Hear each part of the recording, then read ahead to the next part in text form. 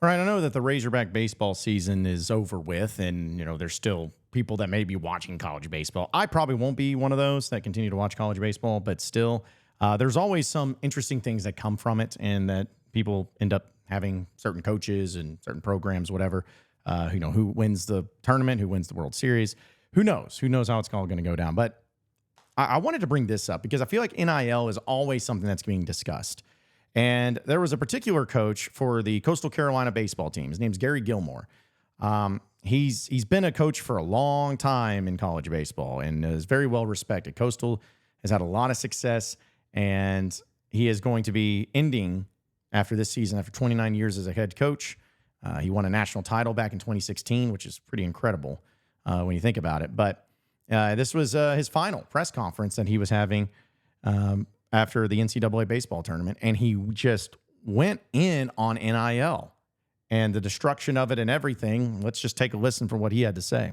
How the system worked. Everyone was a free agent every year. Do you realize what chaos would be?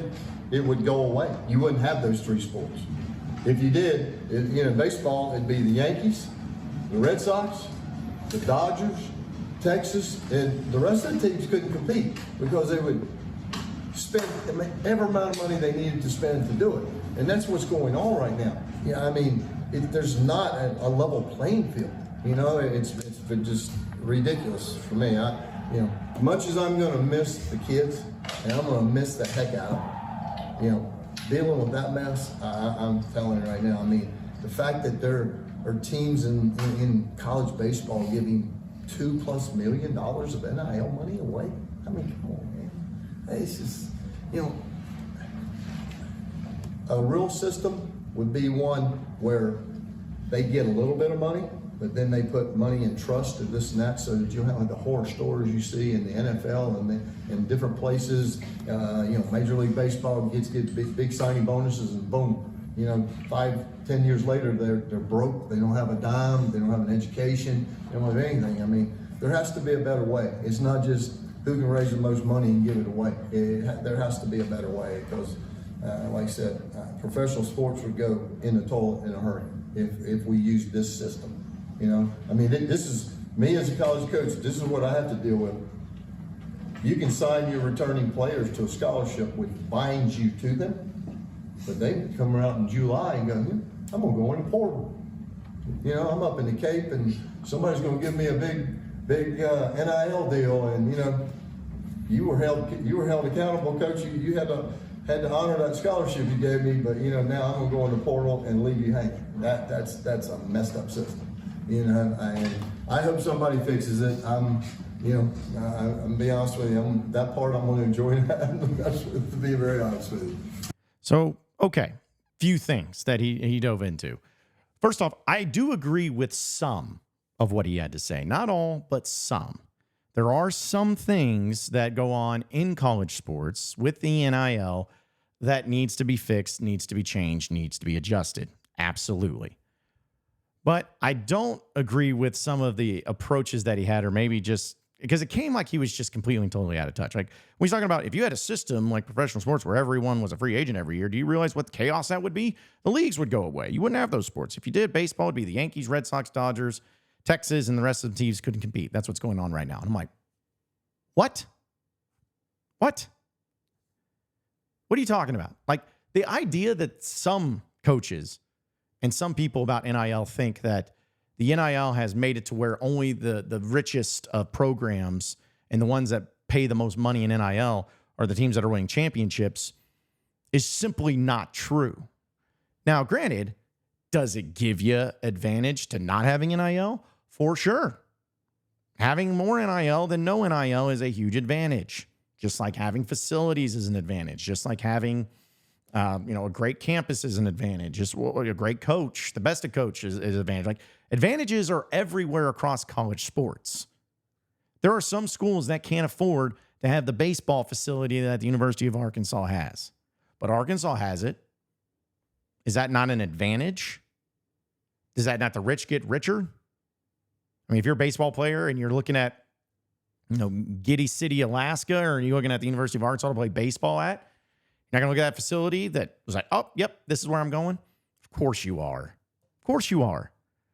So the idea that just the teams with the most money is what's going to be like just putting out all these other programs is just simply not true.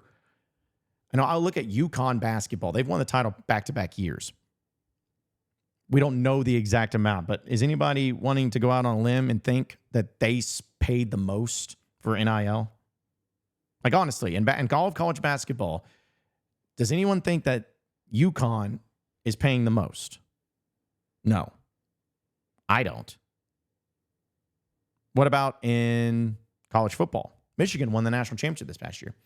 Yeah, they probably pay a lot in NIL. Probably so. Probably so. But Michigan, even before NIL, was a highly competitive program.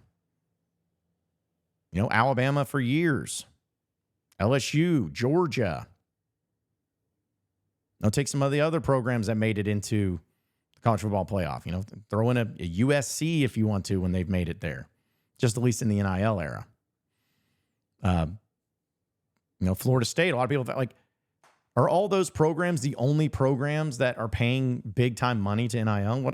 I'm pretty sure Texas A&M is. What'd that get them? You know, I'm pretty sure Auburn is. What did that get them? Pretty sure Florida is, and they're not getting sued. What'd that get them? So the point is like, I get in theory and I get in the mindset that a lot of these coaches and these people have about the NIL that they think, oh my gosh, it's just, this is the way it's going to be and it's horrible. I don't buy it. I don't see it that way. Listen, there are a lot of things about sports that we could sit here and talk about, things that we like, things that we don't like, you know, whatever. But to me, I look at, like, for instance, what Arkansas is doing. I think they're doing a good job. I think it could be better. I think they're going to make it better. But does that mean, like in basketball with John Calipari, that they're just going to flood with NIL and then suddenly, boom, they're going to win a national championship? Maybe. But I don't think that they're going to do it just because of the money. Probably because they have a good coach, good program, good players. Takes a lot to go on there. But then he goes on and says that it's not a level playing field. The fact that there are teams in college baseball giving $2 million of NIL money, I mean, come on, man. What are you talking about? Who cares? Like, what does that mean? It's not a level playing field. Okay. How often has it been a level playing field before NIL? That's what I don't understand. I mean, listen, sports are great, and a lot of times you see teams like a Coastal Carolina win a national championship, and it's awesome. But the idea that all these other teams, like the programs that have been able to invest more money into their baseball programs, haven't had success already, like LSU, for instance.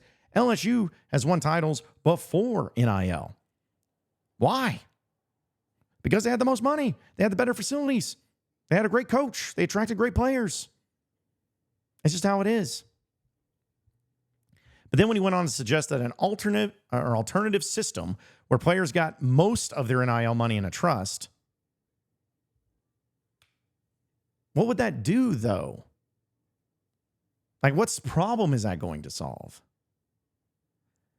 Again, I think that you can have it both ways. There's some things you can not like about NIL, and there's some things that you can like about NIL.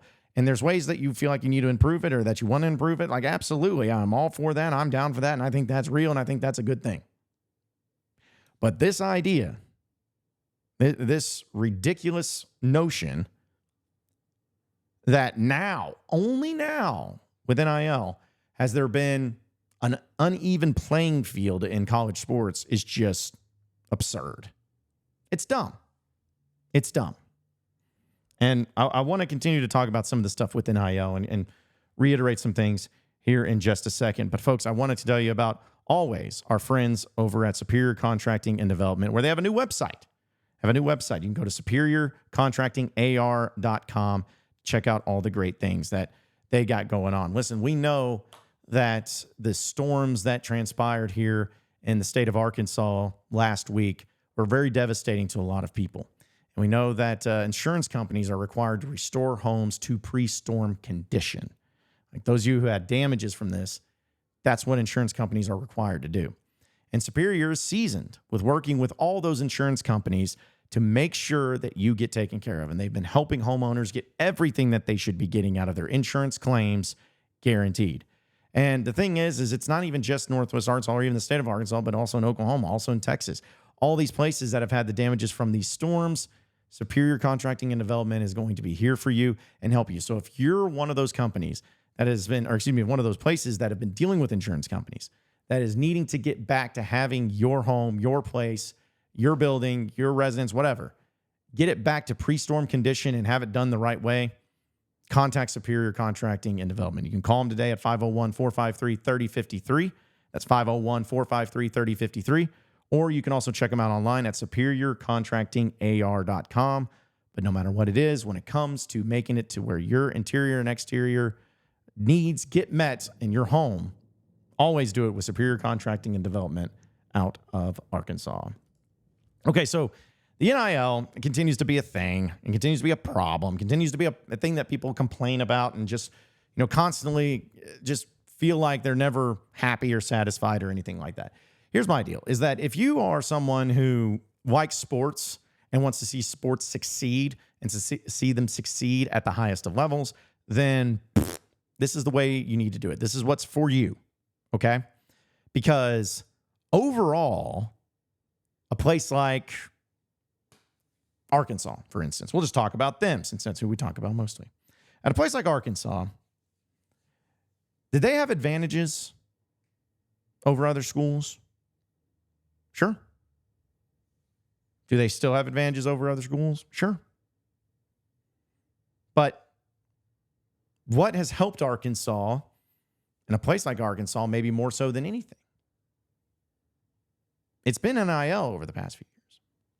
I know we talked about this past year being terrible for sports, but it's not due to NIL or lack thereof. I mean, you just had Tyson Chicken come on here and start throwing down money on NIL for basketball like it's going out of style, like it's going out of business. And they're like, well, it's terrible for the schools. It's terrible for college sports. Is it? Is it?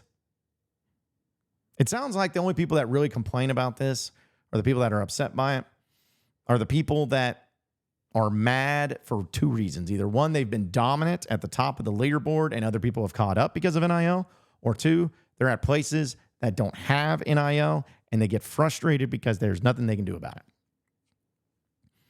Places that are doing well in the NIL era of college sports seem to enjoy it, seem to be doing just fine. So my thing to all of you is, yes, it needs to adjust, it needs to change, there needs to be more regulation on it, all that stuff. But also, there needs to be an understanding. There needs to be an understanding that there are things about NIL that are great and that it's here to stay. It's not going anywhere. But more importantly, for all of you fans out there, I will say this. For all you fans of whatever school it is, even if you're watching this video and you're not a Razorback fan, that's fine. But your school that you follow, that you root for, you got it in your mind? Okay. Now, of that school, pick your favorite sport. Favorite sport to watch. One you care the most about. Football, basketball, baseball, whatever it is. You got it? Okay. So now you got your favorite school in mind and you got your favorite sport of that school in mind, right? Okay. Now imagine that team of that school wins a national championship. Maybe they have already. Maybe they're about to. But just imagine that in that sport, this upcoming year, they win a championship. It's a great feeling to have. It's good fantasy. Right? Right. Okay, now, think back or think ahead to what your first reaction would be when it happens. Then your second, then your third, then your fourth, then your fifth, and so on and so forth. Think about all the things that you're going to do, all the things you're going to say, the people you're going to call, how much money you're going to spend, going to the parades, going and buying shirts, apparel, all that stuff. Think about all of that. Is at any point in your plan, in your literal fantasy of your team winning a championship, is anything going to enter into your mind of saying, yeah, but how much were they making? Are you going to say, well, it's nice and all to win the national title, but it's a little spoiled, a little tainted.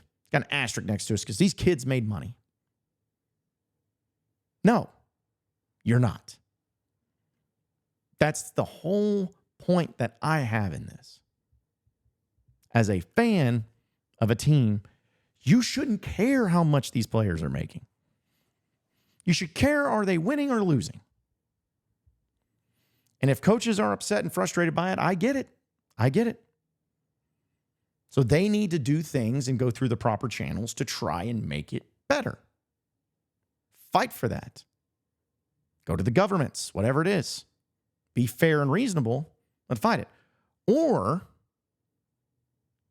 you just adapt, adjust, and get on board and do it. At the end of the day, someone's going to win a championship. Someone's going to win a championship. So that's still going to go on. They're still going to be wearing your jersey, your favorite jersey. They're going to be wearing that logo on it. So instead of constantly finding ways to end it, to get rid of it, to complain about it, to whatever, instead of doing that, folks, just enjoy it. Embrace it. Have fun with it. To me, that's what's going to be the best thing about it. Those particular things. Don't be like this coach where it's just, it's all terrible. Kids making money. Rah. No. Kids should make money off their name, image, and likeness, just like me or you. All of us should have that right. But I'm not going to complain about it. And I don't want to complain to the universities I don't want to, no. It's in the rule. Go do it.